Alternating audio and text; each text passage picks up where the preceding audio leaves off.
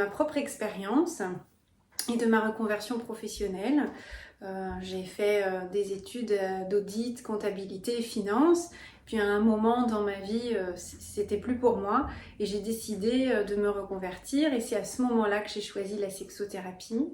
Et ça a été un parcours assez chaotique parce qu'il y avait peu de formations qui s'adressaient à des profils comme le mien. J'entends un profil en complète reconversion, sans métier d'accompagnement et qui n'était pas, voilà, je n'étais ni médecin, enfin j'ai pas une profession ni médicale, ni paramédicale, ni même psychologue.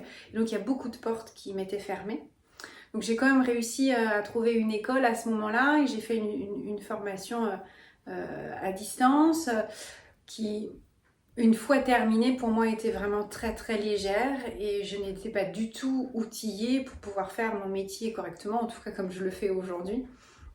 Il m'a fallu faire une deuxième formation de sexo également, mais plus tournée psychanalytique. Bon, là j'ai appris aussi des choses, mais c'était pas dans la ligne actuelle de la thérapie brève, je vais le dire comme ça. Donc j'ai appris plein de choses, mais je manquais d'outils pour pouvoir aller vraiment sur des sujets d'une façon directe et pas forcément passer par un travail de psychanalyse qui demandait beaucoup de temps et d'investissement à la personne. Donc j'ai fait une troisième formation sexo où là j'ai récupéré ce qui me manquait et finalement c'est la combinaison des trois qui a fait que je me suis sentie en tout cas avoir l'ensemble des thématiques dont j'avais besoin pour travailler. Mais il me manquait encore quelque chose, c'était des outils pratiques. Parce qu'effectivement, dans ces trois formations, on m'avait appris à identifier les sujets. Bon bah là, visiblement, cette personne manque de confiance en elle. Bon bah là, cette personne, il faut l'accompagner pour travailler sur le deuil ou elle a subi un traumatisme, etc. Donc j'avais bien identifié tout ça. Oui, ok, travailler sur le deuil, la confiance en soi ou le traumatisme, très bien. Mais comment je fais ? Et en fait, j'étais complètement démunie parce que j'avais que de la théorie et aucun outil pratique.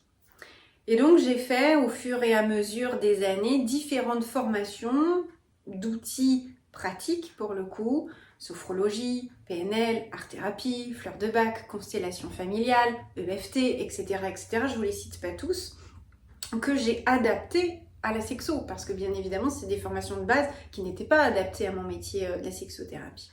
Pour en arriver à créer aujourd'hui finalement quelque chose qui est de la sexothérapie holistique. Ce qui m'a aussi demandé beaucoup de travail, c'est de créer les exercices que je propose à mes patients. C'est-à-dire qu'on m'a dit, bon, il faut faire des exercices de respiration, ou il faut faire tel type d'exercice avec des dilatateurs ou autre. Ok, très bien.